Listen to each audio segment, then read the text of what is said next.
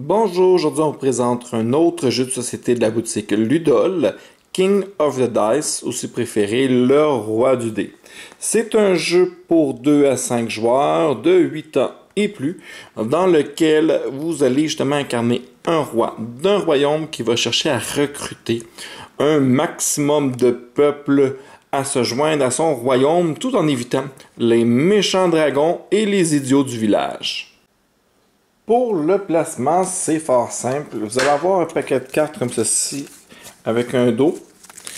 Et ce sont les cartes des divers personnages qu'on peut justement essayer de recruter, à les convaincre à venir dans notre royaume plutôt que dans les royaumes des autres joueurs.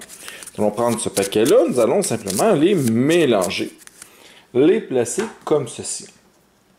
Après ça, nous avons des cartes lieux de 5 couleurs différentes et chacune sont numérotées de 2 à 4. On commence toujours par la première, le 2, suivi du 3 et du 4 en dessous. Et on les place comme ceci. Puis on laisse un espace et nous allons placer le paquet des idiots du village. Les idiots du village, c'est ceux qu'on n'est pas intéressé à avoir chez nous. Mais si jamais on n'arrive pas à recruter personne, c'est malheureusement un idiot du village qui va venir nous rendre visite. On prend simplement le paquet, on le mélange et nous allons le placer ouvert, face visible, en laissant, comme je dis, un petit espace. Et voilà, nous sommes prêts à commencer. Fort simple, nous allons retourner les 5 premières cartes. Nous allons prendre, le premier joueur va prendre les 6 dés, les brasser. Et il va avoir le droit à 2 relances, donc un total de 3 lancers de dés pour satisfaire au moins les exigences de un personnage. Ça ne sert à rien d'avoir les exigences de plusieurs parce qu'il peut en recruter qu'un seul à la fois. Mais son objectif, c'est qu'après le 3e lancer ou avant, là, au moment où il arrête, qu'il soit capable de répondre aux exigences de un des personnages. Les exigences, c'est quoi? Bon, on va toutes les voir ici. Premièrement, comme par exemple lui ici, lorsque les symboles comme ça veut dire les numéros. Il me faut un triple avec un double. Donc par exemple, ici nous avons déjà 2-2, 2-1. Ben, je ferai mes relances en espérant aller me chercher un 1 ou un 2. Et voilà, super, j'ai réussi, j'ai mon triple et mon double. Je serai capable d'aller récupérer le personnage. Je précise qu'ils doivent être différents. Donc ici, si j'aurais 5-1, ça ne serait pas valide parce qu'il faut que le triple soit différent du double. On remarque également un pointage en haut ici à gauche. C'est le nombre de points que vous rapporte la carte. Si on regarde le magicien, lui c'est les couleurs. Il demande ici 2 rouges, 2 verts et 2 bleus. Il y a une étoile. Tous les magiciens ont cette étoile-là. Quand vous obtenez le magicien, vous jouez immédiatement un 2e tour tout de suite, ce qui est très intéressant. Nous avons les elfes. Les elfes vont vous demander une suite. Comme ici, c'est une suite de 6. Donc 1, 2, 3, 4, 5, 6. On n'a pas le choix. S'il y en aurait juste 5, ben, ça pourrait être de 1 à 5 ou de 2 à 6. Et on voit également, ce symbole-là dit que tous les elfes, quand vous les prenez, le prochain tour, vous allez avoir une relance de plus. Mais seulement lors du prochain tour. Ici, c'est très simple, il vous demande une couleur. Ici, il dit que la totalité de vos dés doit être égale ou supérieure à 30. Pas facile, mais si vous y arrivez, voyez le cadeau? Vous allez donc le donner en cadeau à un autre joueur qui va lui valoir moins 6 points à la fin de la partie.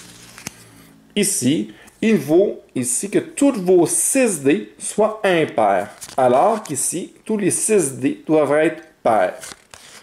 Ici, les nains, c'est des chiffres. Vous allez simplement avoir les chiffres demandés. Celui-ci, beaucoup plus facile, vous demande d'avoir toute une couleur identique. Ça peut tout être des verts, ou toutes des rouges, ou encore toutes des bleus.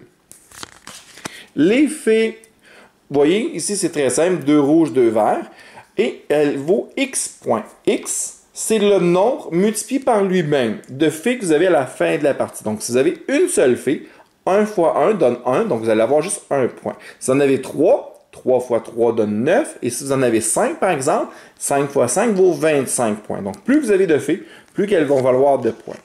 Et finalement, l'hypnotiseur. lui demande est-ce que vous ayez 12 points au maximum dans la totalité de vos dés. Il va valoir 1 point, mais vous obtenez tout de suite la carte d'après, ainsi que le lieu rattaché à lui. Lieu, je vais expliquer ça sous peu.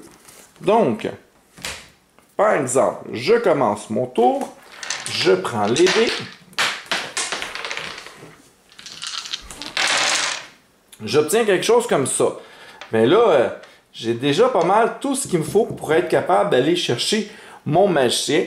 Et sinon, ben, je serais toujours capable d'aller chercher le minot avec un rouge supplémentaire. Donc, première relance, j'essaie d'avoir un bleu. Je ne l'ai pas, mais j'ai obtenu ça ici. Je pourrais me risquer une dernière fois. On va tenter sa chance.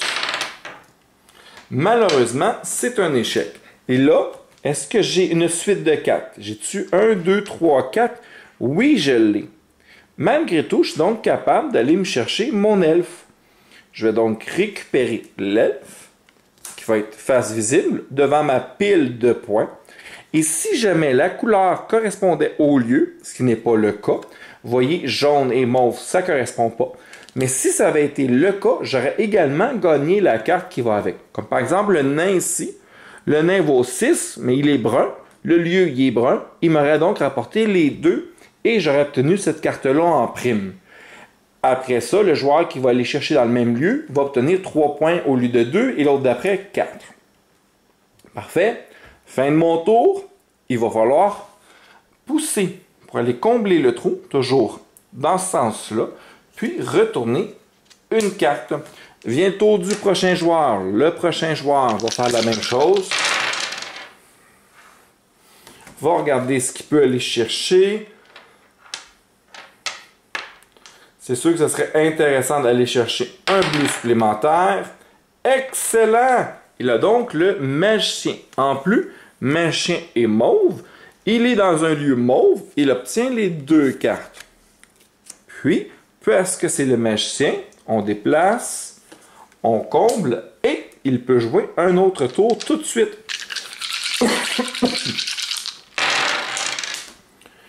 On a déjà 2 cartes que demande le nain. C'est 2 bleus aussi, donc ça pourrait fitter ici. Puis, au pire aller, si on en a juste 3, on peut aller chercher cette carte-là. Donc, je serais intéressé à aller me chercher un 4 de plus. J'ai déjà 3 4. Je peux toujours aller chercher cette carte-là. Une dernière relance. Yes! Donc, j'obtiens le 6. Et comme qui est dans un lieu ici de la même couleur, je l'obtiens aussi.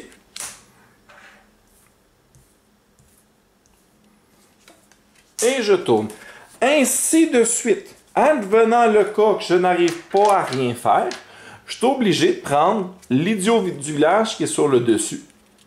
Et à la fin du tour, nous allons prendre la carte qui est ici dans le dernier lieu, nous allons la défausser et nous allons simplement tasser tout le reste des personnages. Pas plus compliqué que ça. Advenant le cas où on aurait justement notre ami ici.